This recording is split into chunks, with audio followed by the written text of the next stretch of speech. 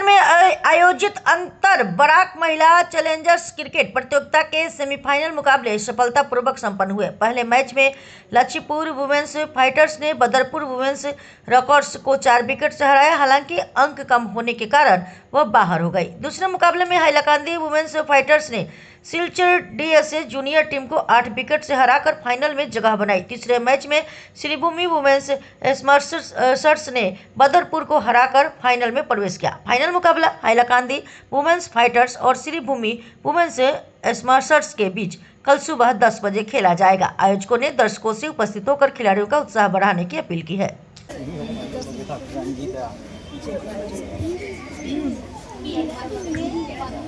Good morning, sir. Best of luck. Good morning, sir.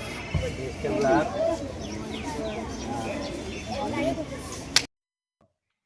School tournament আগে যেটা অনেক school নিয়ে হতো, এখন প্রতিটা বিভাগে খেলাধুলা, ক্রিকেট, ফুটবল আলাদা করে স্কুল টুর্নামেন্ট হয় এবং অ্যাথলেটিকেও আমরা চেষ্টা করি করার। তো এইভাবে যে টুর্নামেন্টটা হচ্ছে, এটার উদ্দেশ্য হলো গ্রাসরুট লেভেল থেকে প্লেয়ারদেরকে বের করে আনা।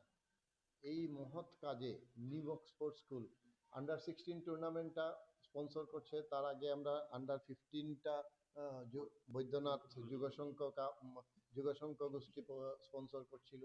তো দুটো টুর্নামেন্টেরই গুরুত্ব অপরিসীম, কারণ কি এজ ভিত্তিক যে টুর্নামেন্টগুলো হয় সেখানে কিন্তু আমাদের সবসময় লক্ষ্য থাকে প্রতিভা বের করে আনা, কারণ এই ট্যালেন্টগুলো থেকেই কিন্তু আগামী দিনের এই যে আমাদের এখানে যেরকম ভালো প্লেয়াররা বেরিয়ে এসছে, আমাদের ক্রিকেট সেক্রেটারি বলুন নিরঞ্জন দাস বা প্রীতম দাস বা দিবাকর জোহরি বা আরো অনেক নাম রয়েছে যারা রঞ্জি প্লেয়ার খেলছে।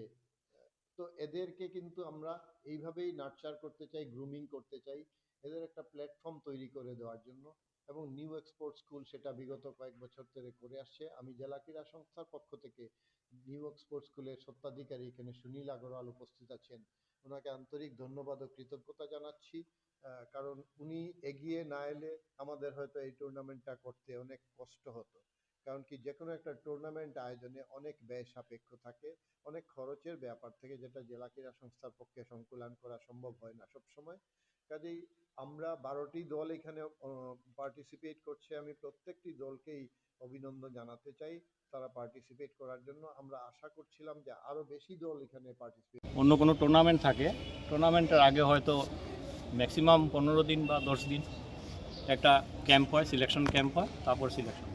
হ্যাঁ, একাডেমি থাকলে একাডেমিতে মেয়েরা প্র্যাকটিস করে।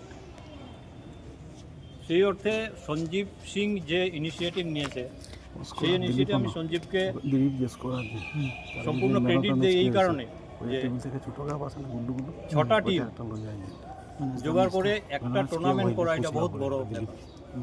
এবং তোমাদের সব প্লেয়ারদের আমাদের একটাই অনুরোধ, তোমাদের যতটুকুই শিখেছো বা যতটুকুই জানো সেই খেলাটাই তো খেলবে এখানে। এক্সট্রা অর্ডিনারি কেউ কিছুই করতে পারবে না। তোমার প্র্যাকটিস করতে করতে যেটা হ্যাবিট হয়েছে সেই হ্যাবিটটাই এখানে প্রকাশ পাবে, তাই তো? তাই তোমাদের ভালো খেলাটাই সঞ্জীব সিংয়ের সাকসেসফুল ব্যাপার।